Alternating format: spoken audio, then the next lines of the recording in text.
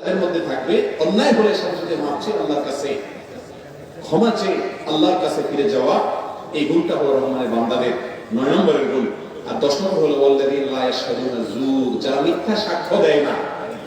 রহমানের বান্দারা মিথ্যা সাক্ষ্য, আপনারা বলবেন ভাই কি বলেন না বলেন, মিথ্যা সাক্ষ্য আমরা করতে গেলে আদালতে জীবনই যাই না, মিথ্যা সাক্ষ্য দেবো কেমন? আমরা তো রহমানের বান্দা এমনি হয়ে গেছে। আমি দেখাই কিভাবে মিথ্যা সাক্ষ্য দেন বা আমরা দেই। একজন দোকানদার তার একজন কাস্টমার এসে জিজ্ঞেস করছে, ভাই এই মালটা ভালো হবে? আপনি বললেন ভালো হবে মানে ভাই আমার বাসায় নিয়ে গেছি আমি, একটা খুব ভালো ভাই আমি নিজে ব্যবহার করি, দেখা মিথ্যা। এরকম রোগ আছে না নাই আমাদের মধ্যে? আপনি জানেন জিনিসটা 2 নম্বর বলছেন না ভাই 1 নম্বর। এটাকে বলে মিথ্যা সাক্ষ্য দেওয়া। আপনার এই কথা বলাটা একটা সার্টিফিকেট, ভালো বললেন আপনি, এটা একটা সাক্ষ্য। এই মিথ্যা সাক্ষ্যটা আমরা অহরহ দিচ্ছি কি দিচ্ছি না? বিয়ের জন্য আসছে আপনার ভাতিজি আপনার ভাগ্নির সাথে, দোষ ত্রুটি যা আছে সব লুকাই দিয়ে বলছেন ওর মতো মানুষ হয় না, একদম গাবে অবস্থা ফেরেশতার মতো। আপনি জানেন বহুত আকাম করে ধরা পড়ছে, কিন্তু আপনি লুকাইয়া সত্য কথাটাকে গোপন করে মিথ্যা তথ্য দিলেন, এটা মিথ্যা সাক্ষ্য দেওয়া। আছে না নাই আমাদের মধ্যে? আরেকটা মিথ্যা সাক্ষ্য, তো এটা থেকে বাঁচার লক্ষ্য পাওয়া কঠিন, বিশেষ করে যুবকরা। পরীক্ষার হলে নকল করে পাশ করছেন, চুরি করে দেখা পাশ করছেন, মাদ্রাসা পড়ছেন আর স্কুলে পড়ছেন, যাই করছেন, সার্টিফিকেট নিয়ে দিয়েছেন আমি এই গ্রেড পাইছি, ক্লাস পাইছি, অমুক পাইছি, তমুক পাইছি। আসলে আপনি এটা পান না, আপনি চুরি করে পাশ করছেন। এই সার্টিফিকেট এটা আপনার জন্য সাক্ষ্য, এটা আপনার জন্য একটা কি, এই সার্টিফিকেটটা আপনার জন্য সাক্ষী। আপনি যে সার্টিফিকেট নিয়ে গেলেন এটা মিথ্যা, আপনি আসলে এটার উপযুক্ত না। এই রূপটা আমাদের মধ্যে আসে না নাই? আল্লাহর প্রিয় বান্দারা, রহমানের প্রিয় বান্দারা কখনো মিথ্যা সাক্ষ্য দিতে পারে। আমরা যখন হাতিয়াতে মাদ্রাসায় পড়ি, আমার মনে আছে নীতি নৈতিকতায় এই পরিমাণ বলিয়ান ছিলেন, তখন দেখেছি মাদ্রাসার ছাত্র ভাইদেরকে, আমি ছোট ছিলাম, বড় ভাইদেরকে এবং সবাইকে দেখেছি, ওস্তাদ ডেকে এনে বললেন বাবা প্রশ্ন লিখে নাও খাতায়। তো ছাত্ররা লিখে নিয়েছে, সব ছাত্রদের ক্ষেত্রে একই কথা বলছেন, 400-500 ছাত্র ছিল মাদ্রাসা। প্রত্যেক ক্লাসের ছাত্রদেরকে ডেকে এনে ওস্তাদ বলতেন প্রশ্ন লেখো, 1 2 3 প্রশ্ন লিখে দিয়েছেন। এবার বলেন যাও রুমে যে 3 ঘন্টা সময় 4 ঘন্টা সময় আছে, এর মধ্যে উত্তর লিখে নিয়ে আসো। ছাত্ররা গিয়ে রুম থেকে উত্তর লিখে নিয়ে আসছে, কেউ কিতাব খুলে বই খুলে কেউ দেখে নাই। এগুলো তো এখন রূপকথার গল্পের মতো মনে হবে, তাই না? এত মনিটরিং পরেও নকল তো নকল, চুরির উপরে সিনাজুরি থাকলে সেটাও হয়, ঠিক না বেঠিক? নীতি নৈতিকতা হারিয়ে গেছে। রহমানের বান্দা হতে হলে মিথ্যা সাক্ষ্য দেওয়া যাবে। আল্লাহ তাআলা আমাদেরকে মিথ্যা থেকে বেঁচে থাকার তৌফিক দান করুন। এই যে মিথ্যা সাক্ষ্যগুলোর আইটেমের কথা বলছেন, অনেক দাড়িওয়ালা টুপিওয়ালা মাহফিল শুনতে শুনতে কান জ্বালা পালা, কোন হুজুর কি ওয়াজ করছে লাইন সহ মুখস্থ, কিন্তু এই আকাম কুকাম গুলা তলে তলে করি আমরা। আছে না নাই বলে? কখনো রহমানের প্রিয় বান্দা হওয়া যাবে না, নীতিবান হতে হবে। নাম্বার 10, ওয়াল্লাযীনা ওয়া ইযা মাররু বিল লাগwi মাররু কিরামা, অনর্থক কাজ থেকে বেঁচে থাকতে হবে, অনর্থক কাজ থেকে বেঁচে থাকতে। আজ বেশিরভাগ মুসলমানরা অনর্থক কাজে কোনো না কোনো ভাবে সম্পৃক্ত। শয়তান 3টা আইটেম বাইর করছে। যুবকদেরকে সময় নষ্ট করার জন্য একটা আইটেম, মুরব্বীদের সময় নষ্ট করার জন্য আরেকটা আইটেম, মহিলাদের সময় নষ্ট করার জন্য আরেকটা আইটেম। যুবকদের আইটেম হলো ফেসবুক, ইউটিউব, এটা হলো যুবকদের আইটেম, আর কিছু লাগে না। শয়তানের এক ডোজেই যুবকের লাইফ শেষ।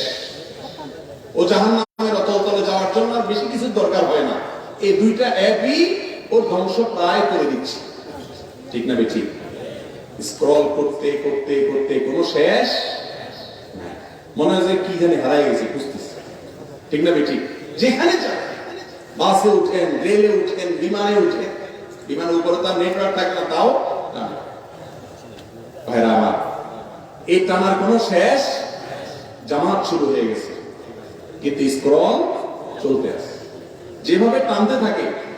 একদিনে ফেসবুকে কত হাজার বার এরকম টান দিচ্ছেন, কিন্তু আল্লাহর কালাম দেখা যায় সারা বছরে একটা পৃষ্ঠাও উল্টানোর সুযোগ। যুবকদেরকে সময় নষ্ট করার জন্য এরকম কিছু আইটেম ইবলিস দিয়ে দিছে, আর মুরব্বীদেরকে দিছে চায়ের দোকান। Offline talk show. বাংলাদেশে এমন কোন টেলিভিশন চ্যানেল আছে যে চ্যানেলে 24 ঘন্টা শুধু টক শো চলে? আছে কোন টিভি চ্যানেল? একটা চ্যানেল আছে, ওটার নাম হলো চায়ের দোকান। সকালে খোলার পর থেকে নিয়ে রাত বন্ধ করা পর্যন্ত অনবরত বিরতিহীন টক শো চলে, ঠিক না ঠিক? এবং এই টক শো এমন এক আজব টক শো, এখানে উপস্থাপক পরিবর্তন হয়, বুদ্ধিজীবী পরিবর্তন হয়, কিন্তু অনুষ্ঠান শেষ হয় না, কোনো বিরতি টিরতি নেই। সারাদিন ওনারা দেশ জাতি নিয়ে চিন্তা করেন, গবেষণা করেন, ঠিক না ঠিক? এত বুদ্ধিজীবী এই দেশের চায়ের দোকানে দোকানে মোড়ে মোড়ে, এই জন্যই দেশটার এই দুরবস্থা। কারণ এই দেশে কাজের লোক নেই, সব বুদ্ধিজীবী। ভাইরা আমার অনেক মুরব্বী আছে, ছেলে মেয়েরা ধরে ধরে ঢাকায় নিয়ে যায়, বাবা চলেন একটু আমাদের বাসায় থাকে। 2 দিনের বেশি 3 দিন হলে চাচা বলে, বাবা আমাদের দিয়া, আমার ভালো লাগে। কেন ভালো লাগে না? কারণ চাচার টক শো শেষ হয়ে যাচ্ছে, ঠিক না ঠিক বলেন? ভাইরা আমার এই বিষয়গুলো আমাদের ভাববার বিষয়। চায়ের দোকানে বসে বসে সময় নষ্ট করছেন। ডক্টর খন্দকার আব্দুল্লাহ জাহাঙ্গীর রাহিমাহুল্লাহ একটা কথা বলতেন, উনি বলতেন, ও মুরব্বীরা, ও বড় ভাইরা, যারা চায়ের দোকানে বসে ঘন্টাকে ঘন্টা ফাওয়া লাভ করে গিবত শিকায়েত করে নষ্ট করেছেন, কি অর্জন করেছেন? আপনারা বুদ্ধিজীবীগিরি করার কারণে দেশ উন্নত হয়ে গেছে? দেশে কোনো সমস্যা সংকটের সমাধান হয়েছে? হয় না। কিন্তু আপনার আমলনামা নষ্ট করেছেন, সময় নষ্ট করেছেন, অর্থক কাজ করেছেন। আপনার আখিরাতও ধ্বংস হচ্ছে, দুনিয়াও ধ্বংস হচ্ছে। স্যার রাহিমাহুল্লাহ বলতেন, চায়ের দোকানে বসে ঘন্টাকে ঘন্টা গপসপ মারার চাইতে বাসায় চলে যান, চাচির সাথে বসে বসে মহব্বতের কথা বলেন, সব হবে ইনশাআল্লাহ। কথা বুঝেন নেই? চাচির সাথে কথা বলার সময় নেই, বাসায় এসে লাইট টাইট ফেলাই দিয়ে, মোবাইল টোবাইল ফেলাই দিয়ে, চাচা ওই যে এতক্ষণ টক শো করে আসছে চান্দিগড়। এই যে একটা রোগ আমাদের মধ্যে, মুরব্বীদের সময় নষ্ট করার জন্য এই অফলাইন টক শো, চায়ের দোকান। যুবকদের সময় নষ্ট করার জন্য শয়তান কোন আইটেম দিয়েছে? ফেসবুক আর ইউটিউব। আর মহিলাদেরকে সময় নষ্ট করার জন্য তাদের আইটেম আছে স্টার জলসা। স্টার জলসা আছে না নাই? স্টার জলসা লাগবে কেন? যাদের স্টার জলসা নাই, শয়তান তাদেরকে একটা আইটেম দিয়েছে যে জাহান্নামে শুধু যুবকরা যাবে কেন? যুবকরা, বৃদ্ধরা, মহিলারা দলে দলে চলো, সব জাহান্নামে চলো। এই জন্য আইটেম তাদেরকে একটা দিয়েছে, যার বাসা টেলিভিশন নাই, স্টার জলসা নাই, তুমি কেন পিছিয়ে থাকবা? তুমিও জাহান্নামের ক্ষেত্রে আগায় থাকো, চলো। আশেপাশে মহিলা কে কি করছে না করছে, গীবত শিকায়াত, বলি, দলবাজি, গ্রুপিং এবং এই সমস্ত চগলখড়ি ইত্যাদি, এগুলো শুধু মহিলারা, পুরুষরা সবার মধ্যে আছে না নাই? আল্লাহ তাআলা আমাদেরকে সময়ের অপচয় করা থেকে হেফাজত থাকার তৌফিক দান করুন। রহমানের বান্দারা কখনো সময় অপচয়কারী হতে ওয়াল্লাযীনা ওয়া ইযা মাররু বিল-লাগবি মাররু কিরামা, অনর্থক কাজের ধারে কাছেও তারা যায় না, এড়িয়ে চলে। আর 11 নম্বর তাদের বৈশিষ্ট্য হলো ওয়াল্লাযীনা ইযা যুকিরু বিআয়াতি রাব্বিহিম লাম ইয়াখিরু আলাইহা সুম্মা ওয়া উমিয়া। আল্লাহর কথা শুনলে, কোরআন হাদিসের কথা শুনলে, আল্লাহর নিদর্শনের কথা শুনলে তারা অবনত মস্তক করে, সেটার মাধ্যমে নিজের জীবনকে পরিবর্তন করে। আজকাল তো এত ওয়াজ মাহফিল, এত আলোচনা, ইউটিউবে এত ওয়াজ, ফেসবুকে এত ওয়াজ, কিন্তু আমাদের জীবনের তেমন কোনো পরিবর্তন নাই। কারণ হলো আমরা আসলে ওয়াজ শুনি না, আমরা আওয়াজ শুনি। আমাদের ওয়াজ ভালো লাগে না, আমরা আওয়াজ পছন্দ করি। আর ওয়াজ রাত 2টা পর্যন্ত করলেও শুনতে রাজি আছে, কিন্তু ফজর পড়তে। ভাইরা আমার, কোরআন এবং হাদিসের কথা শুনে যদি আপনার ভিতরে পরিবর্তন হয়, প্রতিটি মাহফিল থেকে, প্রতিটি ইসলামিক আলোচনা থেকে যদি আপনার জীবনে একটি ভালো পরিবর্তন হয়, ইনশাআল্লাহ আপনি জান্নাতের দিকে এক কদম আগায় গেলেন। আর যদি শুধু শুনতেই থাকেন আর সুবহানাল্লাহ শুধু বলতেই থাকেন, যেই লাও সেই কদু, কোনো দুশ্চরিত্র না ছাড়েন, তাহলে এই ওয়াজ শোনা কোনো কাজে আসবে। আল্লাহ তাআলা আমাদের সবাইকে রহমানের বান্দা হওয়ার তৌফিক দান করুন। রহমানের বান্দাদের সর্বশেষ বৈশিষ্ট্য হলো তারা শুধু নিজের চিন্তা করে না, পরিবারের চিন্তাও করতে হয় তাদেরকে। রব্বানা হাব লানাল্লাযীনা ইয়াকুলুনা রব্বানা হাব লানা মিন আজওয়াজিনা ওয়া যুররিয়্যাতিনা কুররাতা আ'য়ুন ওয়াজআলনা লিল মুত্তাকিনা ইমামা। অনেক মুরব্বিরা আছেন, অনেক ভাইরা বোনেরা আছেন, নিজে নামাজ কালাম করে, নিজে ফজর পড়তে যায়, যাওয়ার সময় ছেলের গায়ে কম্বলটা দিয়া যায়, আছে না নাই? এর মানে হলো ফজর পড়লে তো সে জান্নাতে যাবে ইনশাআল্লাহ। এর মানে হলো বাবা আমি জান্নাতে যাচ্ছি, তুই যা, জাহান্নামে যা, তোরে কম্বল দিয়ে দিলাম, তুই জান্নাতে। ব্যাপারটা এরকম দাঁড়ালো না? আপনার যদি বিশ্বাস হয় আল্লাহর ইবাদত, আল্লাহর ফরজ নির্দেশ না মানলে জাহান্নামে যেতে হবে, তাহলে আপনি কম্বল কিভাবে দিয়ে যান? ঠিক না বেঠিক? মা নিজে উঠে ফজর নামাজ পড়তেছে, নিজে বোরকা পড়তেছে, আর নিজে যুবতী মেয়েটা বেপরদায় চলছে, অন্য ছেলেদের সাথে হারাম সম্পর্কে লিপ্ত আছে, আর মা বাবা উল্টা বলে নিজের নামাজ কালাম পড়ে আর বলেছে ওরা এই বয়সে একটু এই রোগটা আমাদের মধ্যে আছে না নাই? এই রোগের কারণে আনুষ্কার মতো ঘটনা, বিহানের মতো সন্তানরা ধ্বংস হয়ে যাচ্ছে, ধ্বংসার প্রান্তে চলে যাচ্ছে, একের পর এক অঘটন ঘটছে। এই জন্য আমাদের হেফাজত করতে হবে। আল্লাহ তাআলা আমাদেরকে তৌফিক দান করুন। জান্নাতি মানুষরা শুধু নিজে জাহান্নাম থেকে বাঁচার চেষ্টা করবে না, পরিবারকে সহ জাহান্নাম থেকে বাঁচার চেষ্টা করবে। অনেকে বলে যে ছেলেকে বলি কথা শোনে না, মেয়েকে বলি কথা শোনে না। আমি বলি, আপনার ঘরে যদি আগুন লাগে, আপনার ছেলে শুয়ে থাকে, আপনি কি বলবেন? দুইবার তিনবার ডাকছি, ছেলে তো শুনে না, তো আমি কি করবো? আমার চেষ্টা তো আমি করছি, ওকে আমি বাইরে গেলাম, আর ছেলে পুরে চাই হয়ে যাক। কোনো বাপের কি করবে? কথা শুনে না মানে কোলে করে নিয়ে হলেও ওরে বাইরে নিয়ে ফেলবে, ঠিক না বেঠিক? কারণ ওকে জাহান্নাম আগুন থেকে বাঁচাতে হবে। তাহলে নামাজ না পড়লে, পর্দা না করলে, হারাম সম্পর্ক করলে সমাজ ধ্বংস হবে, জীবন ধ্বংস হবে। সেই জন্য অভিভাবককে দায়িত্বশীল ভূমিকা অবশ্যই রাখতে। আজ আমাদের দেশে যে কিশোর জ্ঞান দেখতে পাচ্ছি, অপরাধের প্রবণতা দেখতে পাচ্ছি বাচ্চাদের মধ্যে পর্যন্ত, এখান থেকে উত্তরণের সবচেয়ে বড় এবং সহজ পথ হলো পরিবার থেকে ধর্মীয় শিক্ষা, ইসলামী শিক্ষা দেওয়া। আজকাল বাপ মা ছেলেমেয়েরা ইংরেজি বললে অনেক খুশি, মাশাআল্লাহ, ভালো কথা, ইংরেজি জানা দরকার আছে, মুসলমান সব জ্ঞান বিজ্ঞানে আগাইতে হবে, দোষের কিছু নেই। কিন্তু সন্তানকে আল্লাহর সঙ্গে পরিচিত করাচ্ছে আপনার বাবা মা, আপনাকে ইসলাম দিয়ে গেছে। আপনি আপনার সন্তানকে যদি দিয়ে না যান, পরবর্তী জেনারেশনের মধ্যে যদি গ্যাপ তৈরি হয়, কিয়ামতের দিন আল্লাহর কাছে আসামির কাঠগড়ায় আপনাকে দাঁড়াতে। আমি বলছি না যে আপনাদের সবার ছেলে মেয়েকে মাদ্রাসা দেন, আলেম বানায় দেন, কিন্তু অবশ্যই মুসলমান হিসেবে ইসলামের বেসিক শিক্ষা তাকে দেওয়া আমাদের জন্য ফরজ। সে কার সাথে চলছে, কোথায় যাচ্ছে, সেটা দেখা আমাদের জন্য কর্তব্য। রহমানের বান্দারা শুধু নিজের চিন্তা করে না, পরিবারদেরকে জাহান্নামের আগুন থেকে বাঁচানোর চেষ্টা করে। আল্লাহ তাআলা রহমানের বান্দাদের এই সব গুণগুলো আমাদের সবাইকে অর্জন করার তৌফিক দান করুন। এই গুণগুলো যদি কেউ অর্জন করে, আল্লাহ তাআলা তাদের সম্পর্কে বলেছেন, উলাইকা ইউজাউনাল গুরফাতা বিমা সাবারু। এই গুণগুলো অর্জন করতে হলে অনেক কষ্ট হয়, সবর করতে হয়, নিজের বিরুদ্ধে সংগ্রাম করতে হয়, আত্মশাসন করতে হয়, প্রবৃত্তির বিরুদ্ধে চলা শিখতে হয়, নফসের বিরুদ্ধে জিহাদ করা শিখতে হয়। এগুলো যদি করা যায়, আল্লাহ বলেছেন তাদেরকে আল্লাহ তাআলা জান্নাত দিবেন, ওয়া ইউলাকাউনা ফিহা তাহিয়াতান ওয়া সালামা, এবং জান্নাতে আল্লাহ তাআলা গার্ড অফ অনার দিবেন।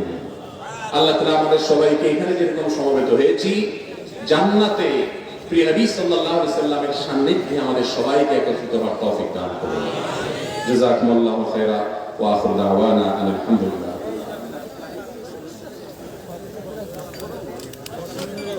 প্রিয় ভাইরা আমার, আপনাদের প্রশ্নগুলোর উত্তর যত অল্প সময় সম্ভব দেব, আমার সময় বোধহয় বেশি নাইও।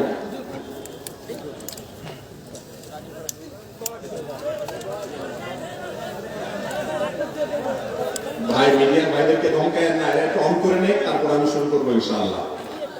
এই বেচারারা, এদের মাধ্যমে লক্ষ লক্ষ মানুষ শুনবে। তো মিডিয়ার ভাইরাও আপনারা আমার বেশি সময় দাঁড়ায় থাকেন না, আপনারা পরে, আমাদের আগে হলে কোন অডিয়েন্স যারা আসছে ফার্স্ট হক হলো তাদের অধিকার। এটা খুব দ্রুত অন করে বসে যান, দেরি করেন না। জি ভাই, বসেন আপনারা, জলদি বসেন, জলদি বসেন।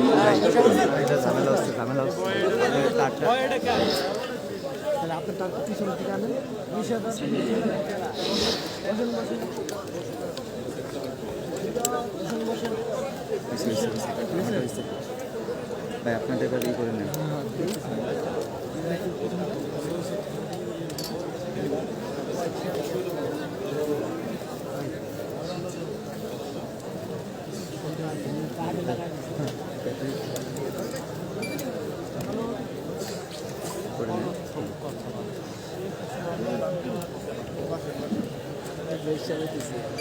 আরে ও হচ্ছে হোক, জি ভাই, ক্যামেরাম্যান ভাইরা বসে যান, খুব দ্রুত বসে যান, দেরি করেন না। ভাই, অনেক প্রশ্ন আসছে, সবগুলোর উত্তর আমরা দিতে পারবো না, যতটুকু সম্ভব আমরা দেই। প্রশ্নের উত্তরের মাধ্যমে জ্ঞান অর্জন করা, এটা জ্ঞান অর্জন করার একটা পদ্ধতি। সাহাবায়ে কেরাম যে বিষয়গুলো নিজেরা জানতেন না সেই বিষয়গুলো প্রিয় নবী সাল্লাল্লাহু আলাইহি ওয়াসাল্লামের কাছে তারা প্রশ্নের মাধ্যমে জেনে নিতেন। আল্লাহ কোরআনে বলেছেন ফাসআলু আহলা যিকরি ইন কুনতুম লা তা'লামুন, তোমরা আহলে যিকির ওলামাদের কাছে জিজ্ঞাসা করো যদি তোমরা না জানো। নবী আলাইহিস সালাম বলেছেন আসওয়ালু নিসফুল ইলম, আদর্শ প্রশ্ন জ্ঞানের অর্ধেক। বেশিরভাগ জায়গায় মাহফিলগুলোতে বা বিভিন্ন মিডিয়াতে প্রশ্ন যারা করেন এই প্রশ্নগুলো হয় খোঁচাখুচিমূলক, জানার উদ্দেশ্যে প্রশ্ন হয় খুব কম। এই যে আমার হাতে অনেকগুলো প্রশ্ন দিয়েছেন, এগুলো প্রশ্ন নাকি আলপিন আমার সন্দেহ হয়। আলপিন বুঝেন তো, মানে কতগুলো আলপিন দিছে, কেউ কাউকে বোঝানো দরকার, নিজে পারছে না তো মৌলভী সাহেবের কাছে দিয়ে দিলে হুজুর একটা কিছু আপনি দিয়ে দেন। প্রশ্ন না, এটা কি আলপিন। এটা খুবই দুঃখজনক একটি ব্যাপার। নিজের জানার জন্য প্রশ্ন খুব কম হয়। আল্লাহ তাআলা সঠিক উদ্দেশ্যে সুন্দরভাবে প্রশ্নোত্তরের মাধ্যমে জ্ঞান অর্জন করার তৌফিক আমাদেরকে দান করুন। প্রথম প্রশ্ন, প্যান্টের সমস্যার অজুহাতে সালাত পরিত্যাগ করার বিধান কি? প্যান্টের সমস্যার কারণে অনেক যুবক ভাই বা অনেক বিভিন্ন বয়সের ভাইয়েরা দেখা যায় নামাজ পড়ে, নামাজ পড়তে বললে বলে যে হুজুর প্যান্টে একটু অসুবিধা আছে না, না এরকম লোক। পুরুষ মানুষ, সুস্থ মানুষ, ডায়রিয়ার রোগীও না কিছু না, প্যান্টে কি অসুবিধা হবে? প্যান্টে অসুবিধা হতে কোনো কারণ থাকতে পারে না। প্যান্টে অসুবিধা থাকবে। পেশাব করার পর পবিত্রতা অর্জন করবেন, পানি দিয়ে ধৌত করবেন, পবিত্র করবেন। পেশাব করার পর যদি আপনি পবিত্রতা অর্জন না করেন, আপনাকে সালাত আদায় করতে হবে, সেটা তো আছেই। এছাড়া আপনার পেশাবের ফোঁটা যদি আপনার রানে, আপনার শরীরের কোনো অংশে লাগে, এটা কি আপনার স্বাস্থ্যের জন্য ভালো না খারাপ? অ্যালার্জি হবে, নানা রকমের রোগ বালাই হবে। এটা অপরিচ্ছন্ন, এটা নোংরামি। এই জন্য একজন নামাজি মানুষের চেয়ে পরিচ্ছন্ন পবিত্র কেউ হতে। মুসলমানের প্যান্ট আর খারাপ হবে কেন? এটা ছোট বাচ্চা যদি বলে যে আঙ্কেল আমার 3 বছর বয়স, আমার প্যান্ট খারাপ, এটা মানা যায়, ঠিক না? ঠিক, ও পানি খরচ করতে দেয় না। একজন যুবক মানুষ তাগড়া, দুনিয়ার সব বুঝে, পেশাব করার পরে যে পানি নিতে হয় এতটুকু বুঝে না, আবার ভাত চক্কর জামায় কাপড়ে মনে হয় যে বিশাল স্মার্ট মানুষ। ভিতরে অবস্থা হলো যে কাপড়, এটা বলতেও তো লজ্জা হয়। নারায় নারায় আবার চলে যাচ্ছে। নামাজের জন্য কাপড় খারাপ, এই অজুহাত আল্লাহর কাছে চলবে। প্যান্ট নষ্ট হলে প্যান্ট পাল্টায় আসেন। কারো কাছে একটা গামছা নিয়ে গামছা পরে নামাজ পড়েন, সতর ঢাকলে হলো হাঁটু থেকে নাভি থেকে হাঁটু পর্যন্ত পুরস্কার। অতএব প্যান্ট খারাপের অজুহাতে নামাজ ত্যাগ করা হারাম, কোন অবস্থাতে জায়েজ, ডবল শাস্তি হবে। নামাজ পড়লেন না, আবার অপবিত্র থাকলেন, অপরাধ দুইটা করলেন। আল্লাহ বলেছেন ওয়াকিয়াবাকা ফাতাহির, কাপড়কে কি করো? পবিত্র করো। যদি আয়াতের অন্যান্য ব্যাখ্যাও আছে। অতএব যুবক ভাইরা, নামাজ ত্যাগকারী ব্যক্তি নিজেকে মুসলমান দাবি করার নৈতিক অধিকার। ওমর ফারুক রাদিয়াল্লাহু তাআলা বলেছেন লা হাজ্জা ফিল ইসলামে লিমান তারাকাস সালাহ, যে ব্যক্তি নামাজ পড়ে না ইসলামে তার কোনো হিস্সা নাই, অংশ নাই, তার কোনো অধিকার নাই নিজেকে মুসলমান দাবি করার নৈতিক। নামাজ ত্যাগ করলে সে ব্যক্তি ইমানদার থাকে কিনা এটা নিয়ে খেলাফ আছে ইমামদের মধ্যে, ডেঞ্জারাস একটা বিষয়। ইমান আছে কিনা এটা নিয়ে কথা আছে। অতএব আমাদের সমাজে মানুষ নামাজ তো পড়ে না, আবার পড়তে বললে বা বেশি বললে নামাজ না পড়লে কি হয়েছে, ইমান। ব্যাপারটা এরকম হয়ে গেল যে ব্রাশও করে না, মেসওয়াকও করে না, কিন্তু বলে ব্রাশ মেসওয়াক না করলে কি হয়েছে, আমার মুখ পরিষ্কার আছে। এই দাবিকারী যেরকম মিথ্যাবাদী, নামাজ না পড়ে আবার ইমান আছে দম্ভ ভরে, এই দাবিকারীও সত্যবাদী হতে পারে। দ্বিতীয় প্রশ্ন, বিয়ে করার উদ্দেশ্যে প্রেম করা যাবে কিনা? শরীয়তের দৃষ্টিতে এই ধরনের প্রেমের পরিণতি কি? ভাই, বিয়ের উদ্দেশ্যে প্রেম, অনেকে মনে করে যে প্রেম তো বেশিরভাগ হয় টাউটগিরি, বাটপারি, বেশিরভাগ শয়তানি উদ্দেশ্যে হয়। তো কেউ মনে করে আসলে কিয়ামত নিকটবর্তী হয়ে গেছে। এখন যে চোরে সব নিয়ে যাওয়ার পরেও মালিকের পকেটে কিছু টাকা রাখে যায়, যে বেচারা অন্তত সকাল উঠে নাস্তাটা করতে পারে, সেই চোর মনে করে আমি এই যুগের অনেক বড় নেককার মানুষ। এখন বিবাহ বহির্ভূত সম্পর্ককে আল্লাহ তাআলা হারাম করেছে, এটা হারাম। এখানে সামাজিক কোনো কমিটমেন্ট থাকে না, কোনো সাক্ষী থাকে না, রেজিস্ট্রেশন নিবন্ধন কাবিন থাকে যার কারণে যা খুশি তা হয়। এই যে মানুষটা ধ্যানের মতো ঘটনাগুলো এর জ্বলন্ত, হয়তো একটা প্রকাশ হয়েছে, তবে তবে এরকম কত যুবকের জীবন ধ্বংস হয়ে যাচ্ছে, ঠিক না ঠিক? এই জন্য বিবাহ বহির্ভূত সম্পর্ককে আল্লাহ হারাম করেছে। প্রশ্নকর্তা জানতে চেয়েছেন এগুলোর পরিণতি কি? ভাই, পরিণতি হলো এই তথাকথিত প্রেমের মাধ্যমে যে সম্পর্কগুলো হয় এগুলো খুব বেশি একটা টিকে। আজকাল একটা স্লোগান বের হয়েছে যে অপরিচিত একটা ছেলে মেয়ে বিয়ের পরে হঠাৎ করে তার সাথে থাকতে হওয়ার বিষয়টা কেমন হয়ে গেল, একটু আগে থেকে গেট টুগেদার একটু বোঝাপড়া হলে ভালো, খুব ভালো। আমি সব জায়গায় বলি, মুরব্বী চাচাদেরকে জিজ্ঞাসা করে দেখেন 30-40 বছর আগে যারা বিয়ে করেছে, আজকালকার মতো এই তথাকথিত অবৈধ প্রেমের কোন অস্তিত্ব তখন খুব একটা ছিল? চাচাদেরকে জিজ্ঞাসা করেন, চাচিদের সাথে তাদের সম্পর্ক যত নিবিড় ছিল, ভালোবাসা যত গভীর ছিল, এখন এই লুতুপুতু প্রেমের নামে অবৈধ সম্পর্ককারী যুবকদের স্ত্রীদের সাথে এই সম্পর্ক, সেদিন পত্রিকা দেখলাম প্রতিদিন 39টা করে বিবাহ বিচ্ছেদ হচ্ছে, তালাক তরতর করে বাড়ছে, পরিবারগুলো ভেঙে খান খান হয়ে যাচ্ছে, মহারণা 10 লাখ ধরে যাতে তালাক না হয়, ঠিক না ঠিক? তাহলে অবৈধ সম্পর্ক আর গেট টুগেদার এটা পরিবারে শান্তি আনতে পারে। যারা নাটক সিনেমাতে সারাদিন আপনাদেরকে প্রেমের অভিনয় করে শিখায় কিভাবে প্রেম করতে হয়, কিভাবে প্রেমকে জয় করতে হয়, বাবা মা সমাজ সবার বিরুদ্ধে গিয়ে হলেও পালায় যেতে হয়, মাইদ্যের খেয়া হলেও প্রেমে জিততে হয়, এই ট্রেনিং যারা দেয় এই লোকগুলো ব্যক্তিগত জীবনে পারিবারিক জীবনে দেখেন এগুলো বেশিরভাগই 10টা-12টা করে বিচ্ছেদ। বুঝা গেল যে অবৈধ সম্পর্কের মাধ্যমে হারামে আরাম আসতে পারে।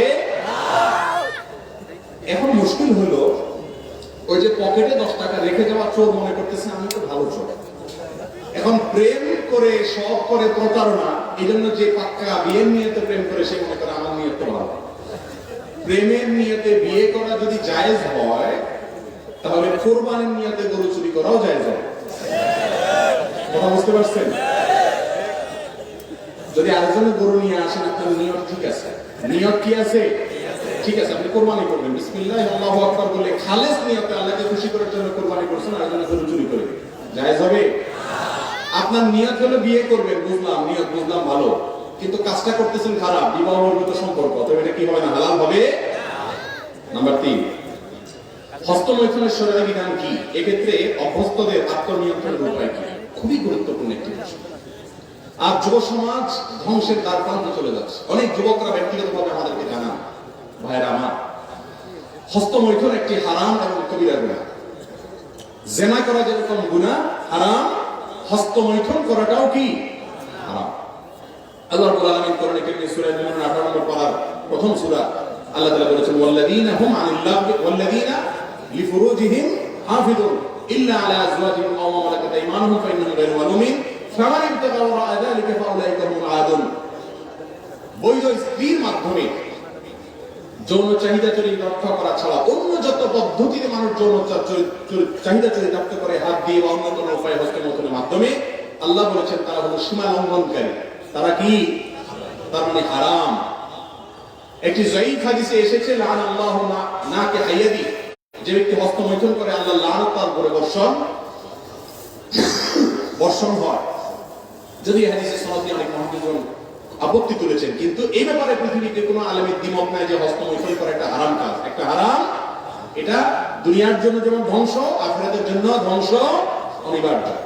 মুশকিল হলো এই নেশা থেকে বাঁচতে পারে না যুবকরা। বাঁচার জন্য কয়েকটা পরামর্শ। নম্বর 1, হস্তমৈথুন থেকে বাঁচার জন্য সবচেয়ে কার্যকর হলো যে সমস্ত হারাম জিনিস দেখার কারণে হস্তমৈথুনের আগ্রহ জাগ্রত হয় সেগুলো দেখা বন্ধ করা।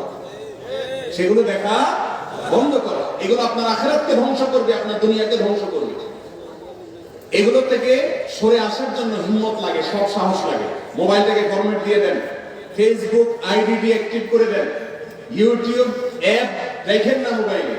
অর্থাৎ যেই সমস্ত জায়গাতে হারাম জিনিস দেখে আপনি হস্তমৈথুনের দিকে অগ্রসর হন, সেগুলো দেখা কি করতে হবে? বন্ধ করতে হবে। নাম্বার 2, হস্তমৈথুন সাধারণত নির্জনতা ছাড়া হয়, যথাসম্ভব নির্জনতা অ্যাভয়েড করতে হবে। যথাসম্ভব নির্জনতা কি করতে হবে? যাতে একাকী রুমে না থাকে।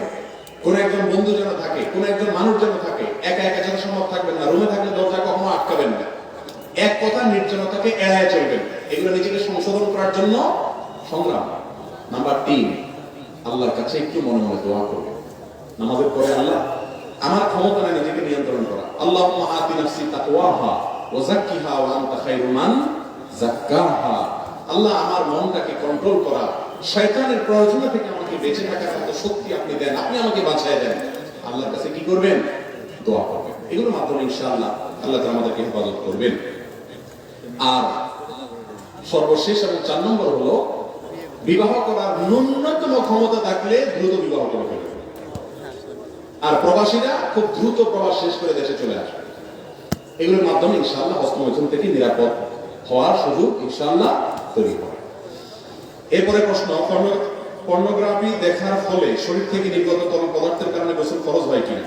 প্রথম কথা হলো, পর্নোগ্রাফি দেখা হারাম। হারাম কাজ করার পর আপনার শরীরে কোনো অবস্থা হোক বা না হোক, এই দেখাটাই কি হারাম। এরপরে আসুন, যদি তরল পদার্থ বের হয় পেশাবের আগে অথবা পেশাবের পরে যেরকম বের হয়, এরকম আঠালো কোনো কিছু পানির মতো বের হলে সেক্ষেত্রে ওযু ভেঙে যাবে, গোসল ভঙ্গ হবে না। বীর্যপাত হওয়ার আগ পর্যন্ত গোসল ভঙ্গ হবে না। এরকম হলে কাপড় লাগলে কাপড় ওই জায়গাটা শুধু ধুয়ে ফেললে চলবে, আর ওযু করলে কি হয়ে যাবে? নামাজ পড়া যাবে।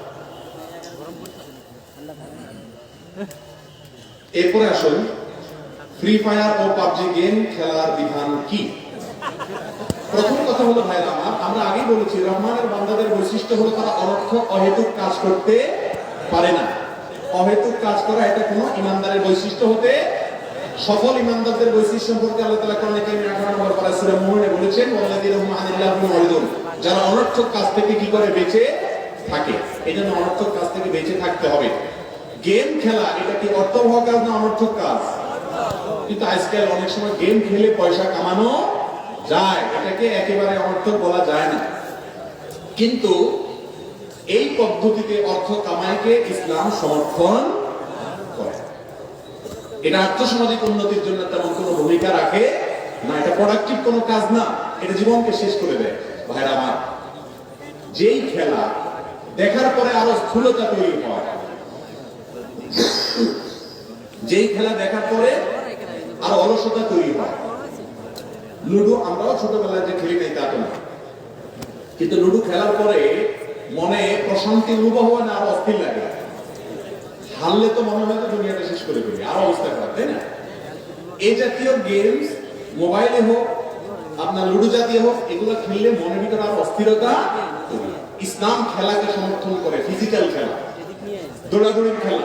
সতর থেকে ফুটবল খেলেন, কোনো টাকা নিজেরা লেনদেন করা ছাড়া, ক্রিকেট খেলেন এডিকশন ছাড়া, হারাম কোনো কাজ না করে, শুধুমাত্র শরীরের কসরতের জন্য যদি কোনো খেলা খেলেন, সেগুলোর মাধ্যমে শরীরের মধ্যে স্ফূর্তি আসে, কর্মস্পৃহা তৈরি হয়, মনটা প্রফুল্ল হয়।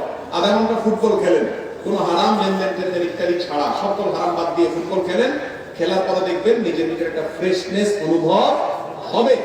এই জন্য ফিজিক্যাল খেলা ইসলামে কি আছে? জায়েজ আছে, শর্ত সাপেক্ষে। আর এই জাতীয় পাবজি গেম, নামই হলো পাবজি। এখন কি কারণে পাবজি ওদের কাছে নামের কারণ যায় না, কারণ পাপ আছে শুরুতে, অতএব এটা হালাল না হারাম জিজ্ঞেস করার দরকার থাকে। আর দ্বিতীয় কথা হলো যে এই যে পাবজি, ফ্রি ফায়ার, এই সমস্ত গেমগুলোর ভিতরে অনেক শিরকের উপাদান আছে। সবগুলি এটা কোনো মুসলমানের জন্য খেলা কি নাই? যুবক ভাইরা, সময় কাটানোর জন্য আপনারা গেম খেলেন, আমি জানি যে সময় কাটে না।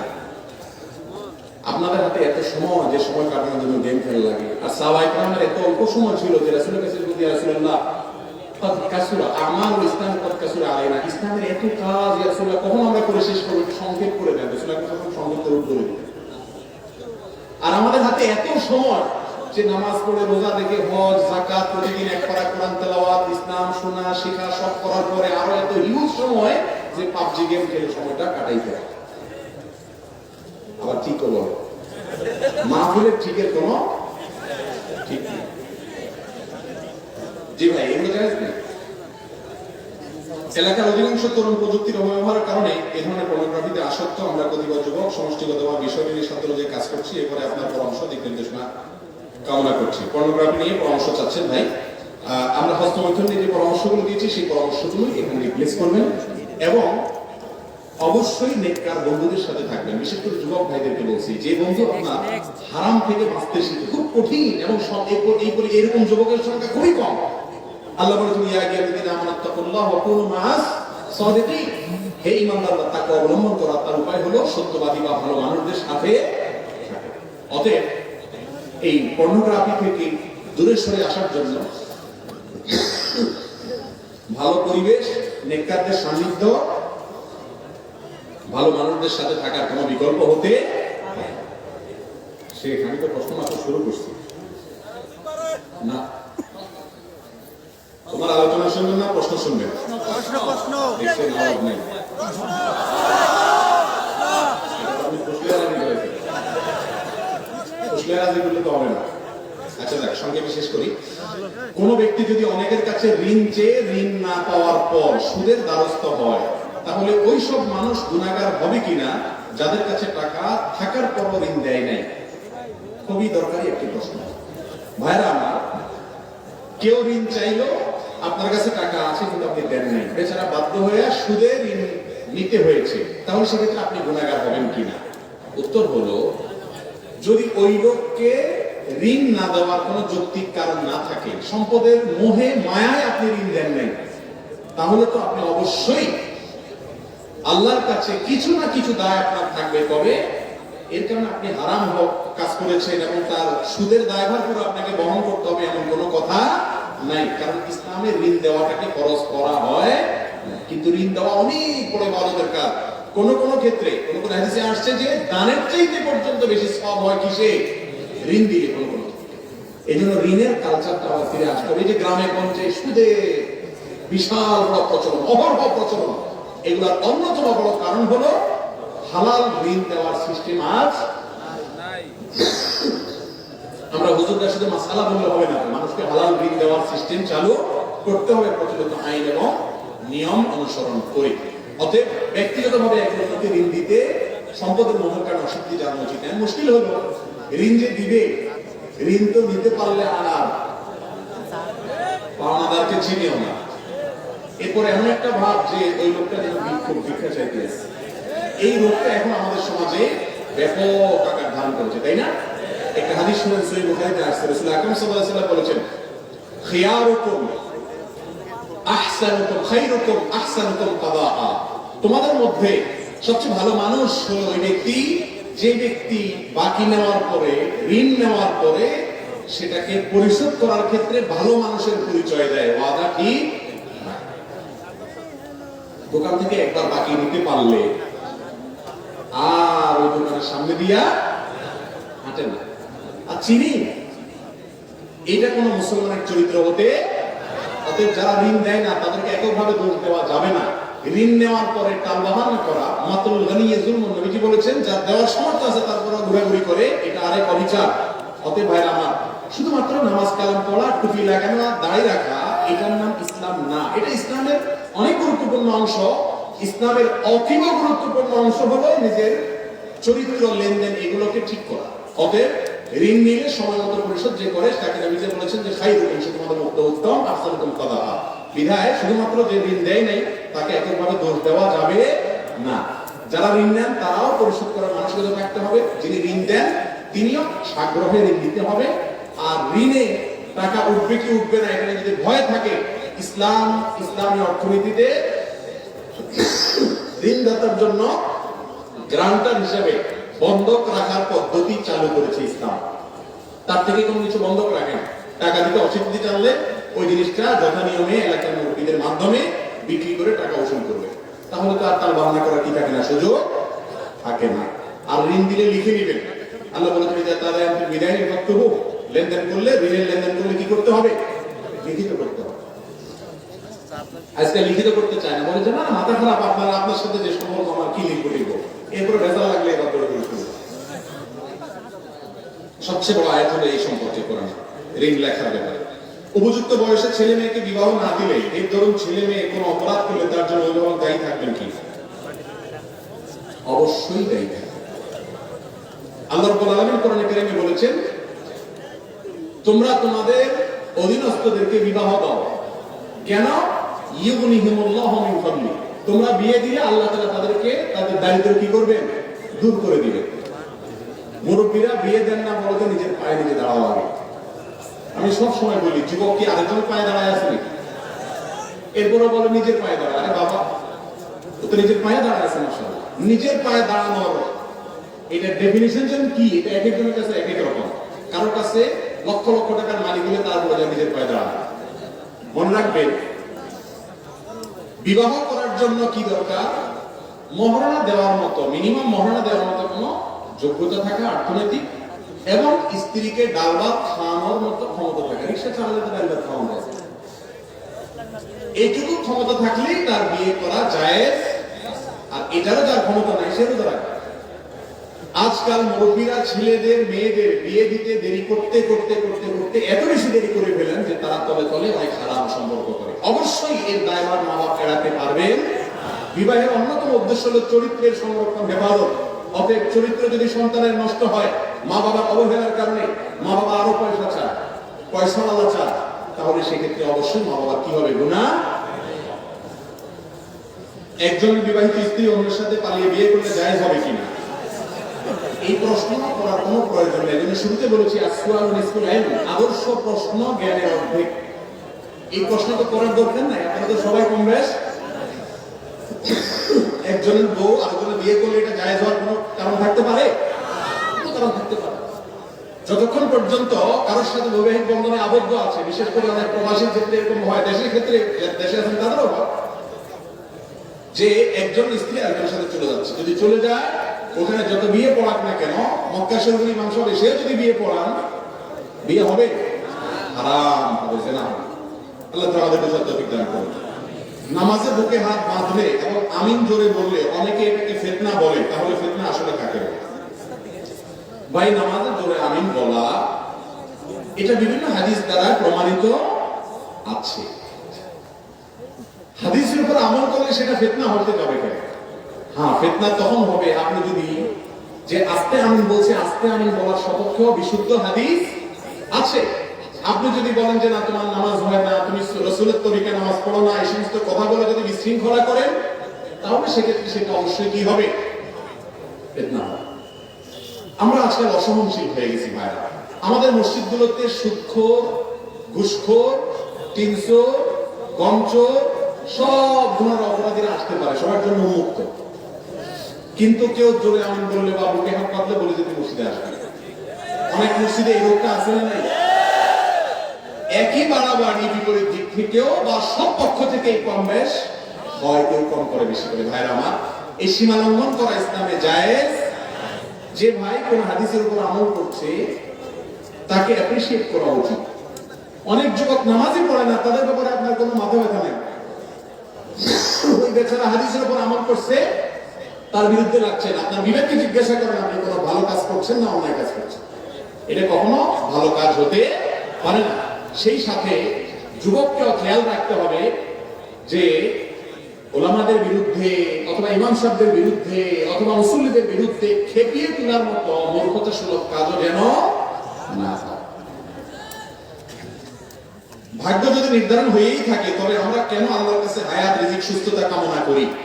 এই জন্য কামনা করব যে ভাগ্যে কি লেখা আছে আমরা জানি না। অতএব ভাগ্যটা বিশ্বাস করতে হবে, আর কর্মটা আমাকে ঠিকই সম্পাদন করতে হবে। দোয়া হলো কর্ম, ভাগ্য হলো বিশ্বাসের বিষয়। আমার বিশ্বাস থাকবে, হবে সেটাই যেটা আল্লাহ চাইবেন। কিন্তু তাই বলে আমি চেষ্টা না করে বসে থাকবো? আমাকে চেষ্টা করতে হবে। ভাগ্যের জায়গায় ভাগ্যে বিশ্বাস করবে। এক হুজুরকে এরকম ধরছে আটকানোর জন্য, বলে তো হুজুর ও নামাজ পড়ে না। বলে নামাজ পড়ে না কেন? বলে হুজুর আমি তো আসলে নামাজ পড়তে চাই, যেহেতু আল্লাহ হুকুম ছাড়া কিছুই হয় না, এই জন্য আমি আসলে মসজিদে যাচ্ছি না। আল্লাহ আমার নামাজে নেওয়ার মনে হুকুম নাই, আমার ভাগ্যে লেখা আছে আমি এখন শুয়ে থাকবো, এই জন্য আমি শুয়ে আছি। হুজুর বেচারা তো কোনো জবাব দিতে পারে নাই, নামাজের টাইম এসে চলে গেছে। পরে সকালবেলায় ও যখন উঠে প্যান্ট শার্ট পরে হাঁটা দিচ্ছি, কলার ধরছে, চান্দু কই যাস? অফিসে চাই। শো, আল্লাহ তাআলা তোর খাওয়াবে না ইনশাআল্লাহ। আল্লাহর প্রতি এত বিশ্বাস তো যে আল্লাহর কথা হুকুমের বাইরে কিছুই হয় না, তুই শুয়ে থাক, আল্লাহর হুকুমের বাইরে কিছুই হয় না। তো বোঝা গেল যে এগুলো সব সুবিধাবাদী কথাবার্তা। ভাগ্যের ভালো মন্দ সবকিছু আল্লাহর নিয়ন্ত্রণে, ঠিক আছে, কিন্তু আমাকে সেই আল্লাহই বলেছেন কি করতে, ফাইদা কুদিয়াতিস সালাতু ফান্তাশিরু ফিল আরদি ওয়াবতাগু মিন ফাদলিল্লাহ, আল্লাহর রিজিক তালাশ করো। আর হাদিসে আসছে দোয়ার মাধ্যমে আল্লাহ তাআলা কিছু কিছু ভাগ্য পরিবর্তন করেন। এজন্য দোয়া এবং চেষ্টা ঠিকই চালাতে হবে। মহারণা আদায় না করে অনেক দাদা দাদিরা বয়সী হয়ে মারা গেছেন, তাদের ঘরে শরীয়তের হুকুম কি? মহারণা পরিশোধ করে যেতে হবে। স্ত্রীর মহারণা ছাড়া যদি কেউ মৃত্যুবরণ করেন, কিয়ামতের দিন সেই স্ত্রী তার বিরুদ্ধে বাদী হয়ে আল্লাহর কাছে মামলা করবে, কারণ তার পাওনা অধিকার আদায় করেন না আপনি। এই জন্য যদি মুরব্বী মারা যেয়ে থাকেন, নাতি হিসাবে আপনার মায়া হয়, হ্যাঁ আমার দাদা দিছে না দিছে, তো মহারণার ওই টাকাটা দাদার পক্ষ থেকে দান করে দিবেন, অথবা দাদির পক্ষ থেকে দান করে দিবেন, যেন আল্লাহ তাআলা তাকে কি করে মুক্ত করে দেয়। বাকি তাদের কি অবস্থা হয়েছে না হয়েছে, তারা কেউ কাউকে মাফ করে দিচ্ছেন কি জানেন, তাদের ব্যাপার। তাতে নাতি হিসাবে নিশ্চয়ই দাদা দাদির মহারণা 10 টাকা 20 টাকা বেশি ছিল না, তো 20 টাকা দান করার কোনো ব্যাপার না, খুব সহজে দাদা দাদিকে মুক্ত করতে পারেন।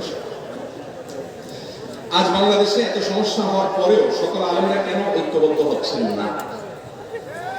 ভাই, আলেমরা বেশিরভাগ বিষয়ে ঐক্যবদ্ধ আলহামদুলিল্লাহ। বাংলাদেশের 6 ওয়াক্তের আমাদের কথা বলা আলেম আছে কোন?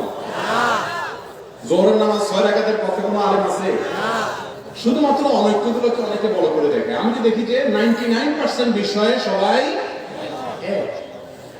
অমিলের বিষয়গুলো বেশি না কম? কম। এই কমটাও দূরত্বটা কমে যাবে। আপনাদের একটা দায়িত্ব আছে, আর সবচেয়ে বেশি দায়িত্ব কেমন রাখবে বলবো? কোথায় আমি কি ওয়াজ করলাম না করলাম, আমি কারণ নামও নেই, ইশারাও দেই না, আমার মাথায়ও নেই, ভিডিওতে এটা তার সাথে লাগাই দিলেন।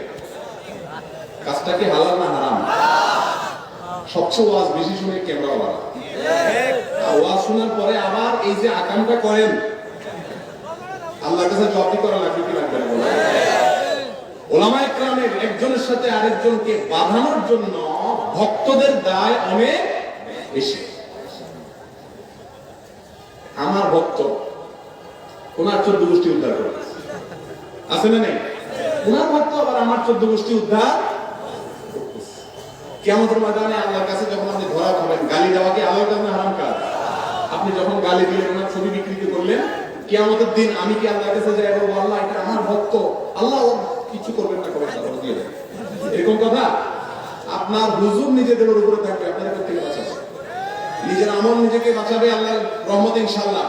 অতএব ওলামাদের মধ্যে ঐক্য সৃষ্টি হোক যদি চান, কাউকে ভক্তি করেন ভালো কথা, অন্যের বিরুদ্ধে বিষোদ্গার করতে যাবেন সোশ্যাল মিডিয়াতে, ফেসবুকে, কোথাও লেখালেখি করবেন না, এটা আপনাদের দায়িত্ব। মানতে পারবেন ইনশাআল্লাহ? আর আমার ইউটিউবার ভাইরা বললেও না হবে কিনা আল্লাহ জানে ভালো। আপনারা এই যে ভিডিও কাটাকাটি করা, ভাই ভিউ একটু বেশি হবে, কিন্তু আল্লাহর কাছে যাওয়া লাগবে না, সেটা মাথায় রেখে অ্যাডসেন্স করে পয়সা হয়তো কয়েকটা বেশি পাবেন, বুঝলাম, কিন্তু এটা কারণে আল্লাহর কাছে জবাবদিহি করতে হবে কি হবে না? আল্লাহ আমাদেরকে সবাই তার ভয়ঙ্কর ধারণ করার তৌফিক দান করুন। আমিন। ফজরের আজান আগে কোরআন তেলাওয়াত, দুরূদ শরীফ পড়া যাবে কিনা বা গজল বলা যাবে কিনা? আজানের আগে কোনো কিছু বলার কোনো নির্দেশ ইসলামে? ইসলাম হলো মুহাম্মদ রাসূলুল্লাহ সাল্লাল্লাহু আলাইহি ওয়াসাল্লাম যেভাবে করতে বলেছেন সেটা করার নামই কি? মন গড়া কোনো কিছু করলে সেটার নাম কি হবে না? ইসলাম হবে। চট্টগ্রামের দিকে আছে যে আজানের আগে কি কি কথাগুলো বলে, এবং অনেক এলাকাতে আছে যে মাদ্রাসার মাইকে আগে অনেক কিছু বলে। আপনি যত ভালো কাজই করেন না কেন, রাসূল করিম সাল্লাল্লাহু আলাইহি ওয়াসাল্লাম যা করতে বলেন নাই সেটাকে যদি আপনি যোগ করেন, এটার নাম হলো বিদআত। এটার নাম কি? আর সকল বিদআতের ঠিকানা কোথায়? জাহান্নাম। এটা করা যাবে না। আজানের আগে কোনো কিছু বলতে হয় না, বলা হয় না। আজানের পরে দোয়া করবেন, দুরূদ পড়বেন। অবসর ভাতা সুদ হবে কিনা? অবসর ভাতা সুদ হতে যাবে কেন? অবসর ভাতা জায়েজ আছে, তবে অবসর ভাতাকে বিভিন্ন স্কিমে আপনি যদি লাগান সেটা সুদ হওয়ার প্রশ্ন আসতে পারে, কিন্তু অবসর ভাতা এটা সুদ নয়। বিবাহের পর একদিন সংসার করার পর জানতে পারলে সব ভাই বোন এখন ইসলামের বিধান কি, এটা তো আগে থেকে জানা উচিত ছিল, এটা ত্রুটি হয়েছে। যদি এটা পরে জানা যায় সঙ্গে সঙ্গে বিচ্ছিন্ন হয়ে যেতে হবে, কারণ সব ভাই বোনের সাথে বিবাহ কি নাই? জায়েজ নাই। ইসলামের দৃষ্টিকোণ থেকে বিয়ের আগে তো প্রেম করা হারাম, কিন্তু যারা প্রেম করে বিয়ে করে তাদের বিয়ে কত পার্সেন্ট হারাম?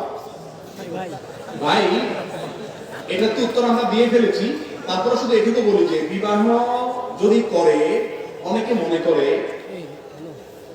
আপনার কালো টাকা সাদা করার একটা সিস্টেম আছে না, তো মনে করে যে বিয়ে করার প্রেম করার পরে বিয়ে করে ফেললে বোধ হয় আগের গুলো সব সাদা হয়ে যায়। না, এটা ভুল কথা। যদি বিয়ে করেন তাহলে বিয়ে করছেন ভালো কথা, কিন্তু আগে যে আকাম কুকাম করছেন সেটা বিয়ের কারণে মাফ হবে। জামাইবো দুজন আল্লাহর কাছে চোখের পানি ফেলে মাপ চান আর লজ্জিত হন, নির্লজ্জের মতো হারাম কাজ করেছেন, আল্লাহর কাছে মাপ চাইতে হবে। বিয়ে করলে আগেরটা কি হয়ে যাবে না, হালাল হয়ে যাবে না, তার বিবাহ হয়ে যাবে, সমস্যা নেই। ধূমপানের ক্ষতি কি কি? ধূমপান করা কি হারাম? ধূমপান মানুষের স্বাস্থ্যের জন্য ক্ষতিকর, ইসলামের জন্য ক্ষতিকর কোনো কিছু মানুষের গ্রহণ করা খাওয়া জায়েজ নাই। আল্লাহ বলছেন আপনি বুঝিয়ে দিবেন তাহলে মানে নিজেদেরকে শেষ করিও না। ধূমপান এটা ক্ষতিকর, ক্ষতিকর কিছু নেওয়া জায়েজ নাই। টাকা ফিক্স করে এসে বয়ান করাটা কতটা জায়েজ? ভাই আমি দেখি না এই প্রশ্নটা, দেখলে হয়তো উত্তর দিতাম না। উত্তর কেন দিতেন না? কারণ হলো এই সমস্ত প্রশ্ন অনেক লম্বা কথা উত্তর দিতে আমার সময় নেই, তারপরে সংক্ষেপে বলি যে যে কাজে টাকা নেওয়া যায় সে কাজে চুক্তি করাও নাজায়েজ হলে নেওয়াও জায়েজ হবে না, চুক্তি করাও কি হবে না, জায়েজ হবে। মৌলিকভাবে ওয়াজ মাহফিলে আসার আগে টাকার চুক্তি করা না দিলে ঝগড়াঝাটি করা এটা কোনো আলেমের ইসলাম প্রচারকের শান হতে পারে না। রাসূল আকরাম সাল্লাল্লাহু আলাইহি ওয়াসাল্লাম তো দিন প্রচার করতে গিয়ে মাইর খাইছেন। আপনারা তো আমাদেরকে একটু ভাবতেও দেন ভালো ভালো, আবার পয়সাও দেন, সেখানে চুক্তি করতে হবে না। কিন্তু মুশকিল হলো চুক্তিটা আসলে অনেক সময় সাদে করে না। আমি চট্টগ্রামে এক জায়গায় গেছি, অনেক ভেতরে, মাহফিলটা সব শেষ করে আমরা এসে বাসে উঠে মশলা দিয়ে হুজুর যান। আরে ভাই বললাম যাবো, আমার বাসের ভাড়া তো দিলাম না, বাসের ভাড়া যদি না দাও আমার তো প্রতিদিন মাহফিলে যাওয়া লাগে, আমি বাংলাদেশ জমি বেশি মাহফিল করবো। এখন মুশকিল হলো যে আয়োজকরাও অনেক সময় দায়িত্বশীল আচরণ করেন না, আবার আলেমরাও আলেমের শানের থেকে বাইরে হয়ে যায়। এটা কি পয়সা কামানোর মাধ্যম বানায় ফেলছে? এটা কখনো কোনো আলেমের শান হতে, আমি তো বলি যে এক জায়গায় কম দিয়ে আর জায়গায় একটু বেশি দিয়েছে, আলহামদুলিল্লাহ গড়ে সমান হয়ে যাবে। কিন্তু আয়োজকদেরও দায়িত্বশীল ভূমিকা রাখা উচিত। অনেক ওলামা একরাম দেখা যায় যে ওয়াজ মাহফিল করতে গিয়ে কয়েকদিন আগে কোনো আলেম জায়গায় গাড়ি অ্যাক্সিডেন্ট করে নতুন গাড়ি শেষ হয়ে গেছে, না এরকম অনেক ওলামা একরাম আছে। মনে হাসান জামিল সাহেব একবার দেখলাম যে মাহফিল থেকে আসার সময় গাড়ি শেষ হয়ে গেছে, গাড়ির দাম কত। এই জন্য মাহফিলের আয়োজকরা দায়িত্বশীল ভূমিকা রাখা উচিত। মাহফিলের নাম দিয়ে লাখ লাখ টাকা উঠাইয়া হুজুরের কোনো রকম বিদে ডেকে ডেকে বাকিগুলো বাজার করে নিয়ে নিলেন, অথবা বাকিগুলো দিয়ে অন্য কোনো কাজ করলেন। ভালো করে শুনে রাখেন, মাহফিলের আয়োজকরা অনেক সময় টাকা উঠাইয়া টাকা বাঁচা, ইচ্ছাকৃত টাকা বাঁচাইয়া লাগবে 2 লাখ, উঠাইলেন 5 লাখ, বাকি 3 লাখ আপনি অন্য তথাকথিত ভালো কাজ করলেন, এটা কিন্তু জায়েজ। হ্যাঁ, আপনি কার্পণ্য করলেন না, এরপরও কিছু থেকে গেছে, সেটা দিয়ে যে কোনো ভালো কাজ করতে পারেন। কিন্তু আপনি প্ল্যান করেছেন, মানুষ থেকে নিয়েছেন, মাহফিলের কথা বলে আপনার উদ্দেশ্য হলো 10 টাকা খরচ করে 20 টাকা বাঁচাবো, আমার অন্য কোনো টার্গেট আছে, এটা হলো প্রতারণা, এটা জায়েজ না। অতএব শুধুমাত্র হুজুরদের বিরুদ্ধে মাসালা ঢুকে দিলেন, আয়োজকদের বিরুদ্ধে 2-4টা বলেন। আল্লাহ আমাদের সবাইকে আল্লাহর ভয় অন্তর লালন করার তৌফিক দান করুন। তবে এইভাবে টাকা হাঁকাইয়া এবং এটা নিয়ে বার্গেনিং করে বাড়াবাড়ি করে ওয়াজ মাহফিল করা কোনো আলেমের শান হতে পারে না। আমি আপনার কাছে জানতে চাই, যারা বিভিন্ন কোম্পানির কাছ থেকে ডাক্তাররা বিভিন্ন কোম্পানির কাছ থেকে নগদ টাকা উপঢৌকন গ্রহণ করার বিনিময়ে ওই কোম্পানির প্রোডাক্ট লিখেন, এটা শরীয়ত সম্মত কিনা? বিশ্ব আমাদের একটা ভিডিও আছে, এটা দেখে নিতে পারেন। সংক্ষেপে শুধু এটুকু বলি, ডাক্তারদের জন্য ঔষধ কোম্পানির গিফট, টাকা পয়সা, বিভিন্ন সুবিধা দিয়ে এগুলো গ্রহণ করা জায়েজ নাই। গ্রহণ করার একমাত্র পদ্ধতি হলো নতুন একটা প্রোডাক্ট কোন কোম্পানি বের করেছে, ডাক্তারকে সেটা পরিচিত করার জন্য স্যাম্পল দিয়েছে, এটুকু জায়েজ হতে পারে। কিন্তু আমাদের দেশে যেটা হয় আমরা জানি। এই বিষয়ে আমি একটা ভিডিওতে কিছু কথা বলেছি, বলার পরে বাংলাদেশের একজন এনবিআর একজন কমিশনার উনি আমাকে ফোন করে বলতেছেন, ভাই আপনার ভিডিওটা হয় নাই। বললাম কেন? বলে যে আপনি প্রকৃত অবস্থা যদি জানতেন আর পড়া করে বলতেন। উনি বললেন যে আমি এক ওষুধ কোম্পানির মালিককে ডাকে আনছি আমার অফিসে, এনে মায়ের ছাড়া বাকি সবকিছু তাকে দিছি, কারণ আমার ওয়াইফের একটা অ্যান্টিবায়োটিক কিনতে গেছি 95 টাকা করে। আমি খোঁজখবর নিয়ে দেখলাম যে ওইটার কস্ট মাত্র 15 না 20 টাকা। আর বাকিগুলো যাই হলো এই উৎকোচ ডাক্তারদেরকে এমনি সামনে দিতে দিতে গরিব রোগীদের ক্ষতি হয়। একজন ডাক্তার তিনি প্রেসক্রিপশন করার বিনিময়ে আমার কাছ থেকে যে ফি নিয়েছেন, এর কারণে তিনি বাধ্য আমাকে সুপরামর্শ দিতে। তিনি তলে তলে যদি ঔষধ কোম্পানির রিপ্রেজেন্টেটিভের কাজ করেন, ঔষধ বেচার ধান্দায় থাকেন, তাহলে এটার নাম প্রতারণা, এটা জায়েজ নাই। আল্লাহু আকবার উচ্চারণ করার সময় আকবারের রাকে টেনে পড়া ঠিক হবে কিনা? না, ঠিক হবে কেন? তাকবীরের সাথে বলতে হবে আল্লাহু আকবার, আল্লাহু আকবার, এরকম বলা যাবে না। অনিচ্ছাকৃত হয়ে গেলে অসুবিধা নেই, কিন্তু সুন্দর শেখার চেষ্টা করতে হবে। ইসলামের দৃষ্টিতে হালাল কোনো খেলাধুলা আছে কিনা এটা আমরা বলেছি, কোন খেলাধুলা হালাল হারাম। বাবার 3 সন্তানের মধ্যে প্রথম সন্তানের নামে কিছু জমি বাবা লিখিত দেওয়া হয়েছে, বাকি 2 সন্তানকে কিছু সম্পত্তি ওসিয়ত করে গেছে। বাবা মারা যাওয়ার পর বড় সন্তান ওসিয়ত মানতে রাজি না। এই সমস্যার ইসলামিক সমাধান কি হবে? বাবা যদি জীবদ্দশায় একটা সন্তানের নামে ওসিয়ত করে যান যে তাকে এই সম্পদটা তোমরা দিও, তাহলে বাবা হারাম কাজ করেছেন, বাবা হারাম কাজ করেছেন। নোমান ইবনে বাশীর রাদিয়াল্লাহু আনহু বাবা তার এক সন্তানকে কিছু সম্পদ দিয়েছেন, এসে রাসূলের কাছে বলছেন, ইয়া রাসূলুল্লাহ, আমার ওই ছেলেকে দিয়েছেন। তিনি বলেছেন, তোমার তো আরো সন্তান আছে, সবাইকে সেভাবে দিয়েছো সমানভাবে? বলে রাসূলুল্লাহ, দেই নেই। তখন বলেছেন, ইত্তাকুল্লাহ ওয়া আদিলু বাইনা আওলাদিকুম আও আবনাইকুম, আল্লাহকে ভয় করো এবং সন্তানদের ব্যাপারে ন্যায়নিষ্ঠ আচরণ। অনেক বাবা মা, বিশেষ করে গ্রামাঞ্চলে, ছেলে মেয়ে যাদের সাথে লাইন গেট আছে, ওর নামে জমি কিছু দিলে এটা দেয়, আরাম কিয়ামতের মাঠে আল্লাহর কাছে দাঁড়াইতে হবে। এমনকি যে ছেলে আপনার বেশি আদর করে, বেশি খেয়াল করে, ওর জন্য আপনি বেশি জমি দিলে লিখে দিবেন, সেটা কি হবে না? জায়েজ হবে না। কারণ আপনার ঘরে জন্মগ্রহণ করার কারণে তার অধিকার হয়ে গেছে আপনার সম্পদের ভাগ পাওয়া। কেউ যদি আপনার সাথে সদাচরণ করে, আল্লাহর কাছে সে তো বিনিময় পাবে, কেউ করে না সে শাস্তি পাবে। কিন্তু জমি আপনি দেওয়ার ক্ষেত্রে, সম্পদ দেওয়ার ক্ষেত্রে হেরফের করতে পারবেন না। অতএব বাবার ওসিয়ত মানা কোনো জরুরি না। রফিল আযান করা সুন্নাত, কিন্তু ইমাম সাহেব যদি রফিল আযান না করেন, মুক্তাদি যদি রফিল আযান করেন, কোনো গুনাহ হবে কিনা? কোনো অসুবিধা নেই। ইমাম কোনো সুন্নাত না পালন করলে মুসল্লি যে করবেন এমন কোনো কথা নাই। জানাজায় দাঁড়িয়ে এমনি ওয়াজহাতু পড়া জায়েজ আছে কিনা? জানাজা বলতে জায়নামাজে বোঝা বলছেন। জায়নামাজে দাঁড়ানোর দোয়া হলো ইন্নী ওয়াজহাতু, এটা আমাদের দেশে প্রচলিত আছে। আমি বলি ভাই, রাসূলের যুগে জায়নামাজই ছিল না, দোয়া থাকবে কোথায়? জায়নামাজ ছিল রাসূল সাল্লাল্লাহু আলাইহি ওয়াসাল্লামের যুগে? তাহলে দোয়া পড়বো কোথেকে? ইন্নী ওয়াজহাতু এটা হলো দোয়া ইস্তেফতাহ সানা, সুবহানাকাল্লাহুম্মার জায়গায় কি পড়বেন? ইন্নী ওয়াজহাতু পড়বেন পারলে, কিন্তু জানাজাতে দাঁড়ানো কি নাই, আলাদা কোনো দোয়া নাই। এটা বুখারী কায়দাতে আছে বা বিভিন্ন বই পুস্তকে আছে, কোরআন হাদিসে কোথাও। আমাদের দেশে মেয়ে বিবাহ দেওয়ার পরে বিভিন্ন সময় নানান ধরনের উপঢৌকন পাঠানো হয়, যেমন শীতের নাস্তা, কোরবানি, গরুর মাংস, মশলা ইত্যাদি। এগুলো সম্পর্কে কি বলবেন? মেয়ে বিয়ের পরে বিভিন্ন ধরনের উপঢৌকন পাঠানো হয়। দেখেন, আমি সবসময় বলি এই কথাগুলো, মেয়ে বিয়ের পরে যৌতুক নেওয়া, সেটা পিঠার নাম দিয়া হোক, ফলের নাম দিয়া হোক, এটা হলো সবচেয়ে বড় নির্লজ্জতা এবং নিকৃষ্ট ডাকাতি।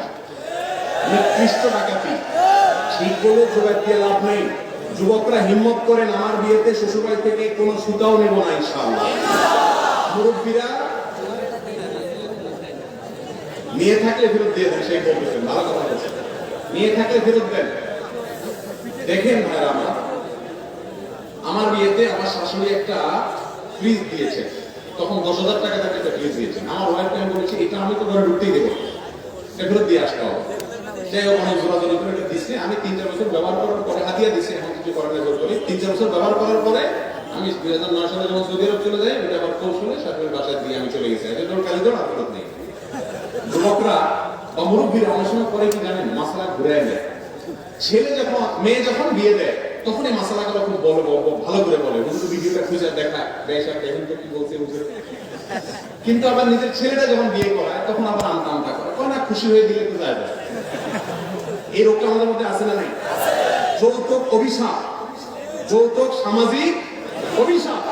দিনদার কপালে সিল লাগে ফেলছেন চিন্তা করতে করতে, এই সিলে কোনো কাজ হবে না যদি এই যৌতুক নেন। লজ্জা থাকা উচিত। মেয়ের বাপ, অন্যদিক চলে যাওয়ার কথা আমি শেষ করি। মেয়ের বাপ মেয়েটাকে জন্ম দেওয়ার পরে বড় করা পর্যন্ত লক্ষ লক্ষ টাকা ইনভেস্ট করতে, কি করে না মেয়ের জন্য? আপনি ছেলে তো শ্বশুর মশাইকে যাই বলা উচিত, আব্বা জান এই মেয়েরে পড়াইছেন, এমএ পাস করেছেন আপনি, আর ওই এমএ পাসের সার্ভিসটা দিচ্ছে আমার ঘরে, আমার বাচ্চা কাচ্চা পড়াচ্ছে, ঠিক না বেঠিক? অসুস্থ ছিল, সুস্থ করছেন আপনি, এখন কাজ করতেছেন আমার বাসা, ঠিক না বেঠিক? সব পয়সা খরচ করলেন আপনি, সার্ভিসটা নিচ্ছি আমি। অতএব কত খরচ হয়েছে বলেন, মানুষের মূল্য তো দিয়ে পারা যায় না, অন্তত সার্ভিস ফি বা খরচগুলো অন্তত দিয়ে। এটা করা উচিত যুবকদেরকে। উল্টে আরো বেহায়ার মতো বলে যে মেয়ে জন্ম দিছো কেন? এই জন্য তোমার শাস্তি, পিঠা দাও, আম দাও, কাঁঠাল দাও, নির্লজ্জের মতো। এর চেয়ে ভিক্ষা করা অনেক বেশি উত্তম। কোরবানির গরু দেয়। আবার বিয়ের সময় মেয়ের বাড়িতে কতজন যাবে সেটা নিয়ে বার্গেনিং করে, 500 লোক যাবে, 600 লোক যাবে। খানার এত কল পড়ে গেছে, এত নির্লজ্জ হতে হবে কেন? নাম মার্কে বরযাত্রী, আমি বলি বরযাত্রী, বরযাত্রী বর। বিয়ের মধ্যে একটা খাওয়া আছে শুধু, মেয়ের বাড়িতে হবে। ঠিকঠাক বলে চিল্লাবেন, কিন্তু কাজের বেলা তো কিছু হয় না, সবই তো হয়, চলে চলে সবাই করে। হিম্মত করবেন? আমি আলহামদুলিল্লাহ বলতে পারি, যে কথাগুলো বলছি এগুলো সবগুলো আমার বিয়েতে আমি অ্যাপ্লাই করেছি। আমার শ্বশুরবাড়ি থেকে বলছি যে বাবা মেহমান কজন আসবে, এমন আমার অভিভাবকের সাথে থাকবে আর আমার মামা থাকবে, দুজন সাক্ষী লাগে, দুজন থাকবে, আমি 3 নম্বর। আলহামদুলিল্লাহ বহু জোরাজোরি পরে, কান্নাকাটি পরে, কোন রকম টেনে টুনে 8 জন না 9 জন নিয়েছি আমি। এরপরে অনেক যুবক আছে যে মেহমানিয়া শ্বশুরে যায়, এমন নির্লজ্জ। যাক, আমি এদিকে আর যাচ্ছি না, এগুলো আরো কাজ, এগুলো জায়েজ নাই। যৌতুকের বিরুদ্ধে সংগ্রাম করতে হবে। শুধু কেন কপালে সিল লাগে না, দিনদারি না, নামাজ পড়বেন আর এগুলো ঠিক করবেন। করবেন তো ইনশাআল্লাহ? ইসলামিক পোশাক বলতে কি বোঝায়? সতর ঢাকা কি ইসলামিক পোশাক নয়? শুধুমাত্র পায়জামা পাঞ্জাবি কি ইসলামিক পোশাক? পোশাক সম্পর্কে জানতে হলে ডক্টর মুস্তফা আব্দুল্লাহ জাহাঙ্গীর রহমাহুল্লাহ রচিত পোশাক, পর্দা ও দেহসজ্জা, এই বইটা কিনবেন। এত চমৎকার একটা বই, সবাই পড়া উচিত। এখানে স্যার রহমাহুল্লাহ অমুসলিমদের অনেক গবেষণার কথা উল্লেখ করেছেন।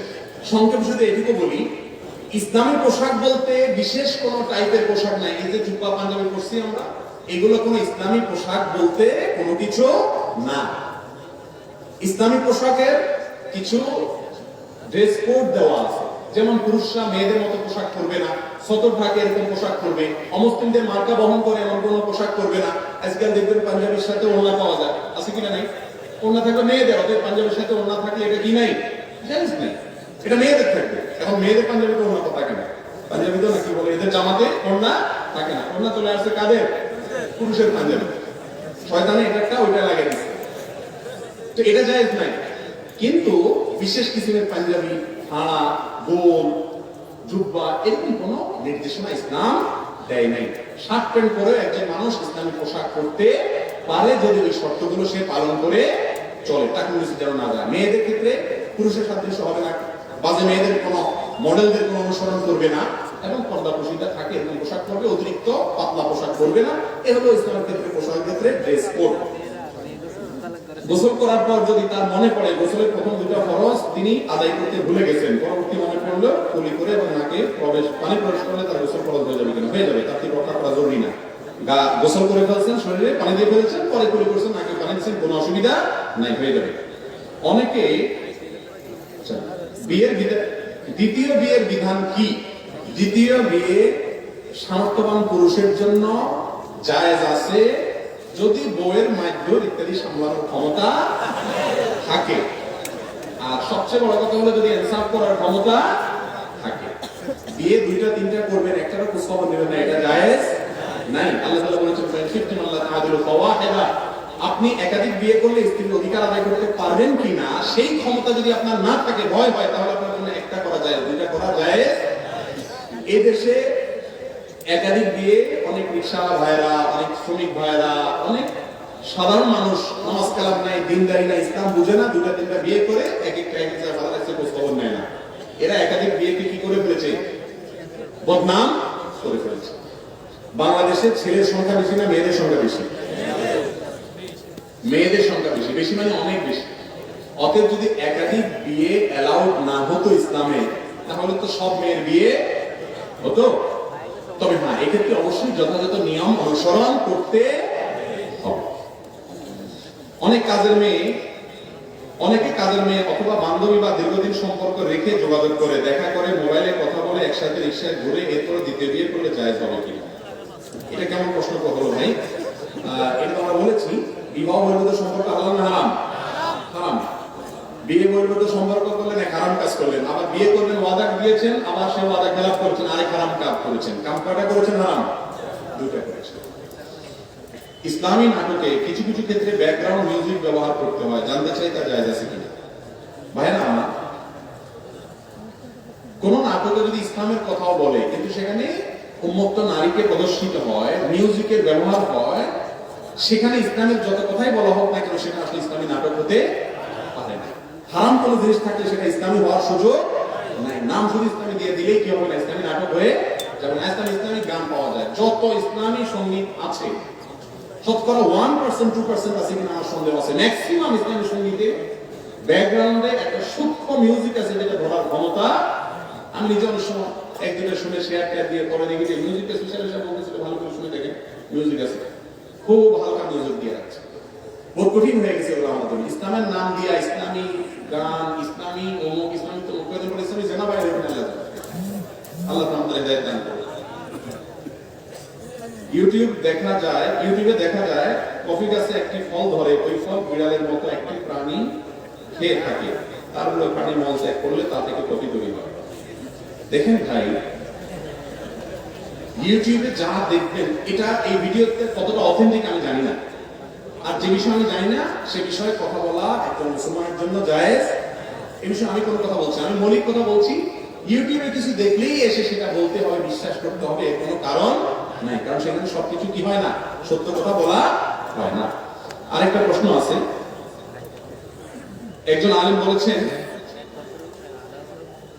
কারোর রক্তের গ্রুপ অমুকটা থাকলে সে ভালো হবে, অমুকটা থাকলে সে খারাপ হবে, সম্পর্কে আপনার বক্তব্য কি?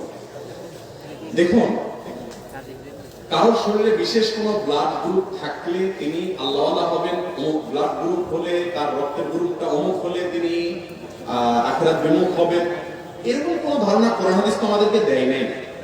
তবে গবেষকরা মানুষের রক্তের গ্রুপ নিয়ে গবেষণা করে অমুক রক্তের গ্রুপের মানুষের মধ্যে এরকম প্রবণতা থাকে, অমুকের মধ্যে এরকম প্রবণতা থাকে, এরকম কোন কথা যদি কোনো গবেষক বলেন তাহলে সেই গবেষকের নাম উল্লেখ করে, সূত্র উল্লেখ করে জাস্ট তার গবেষণাকে উল্লেখ করা যেতে পারে, কিন্তু সেটাকে একেবারে অথেন্টিক এবং নিশ্চিত করে মানুষকে বলা উচিত নয়।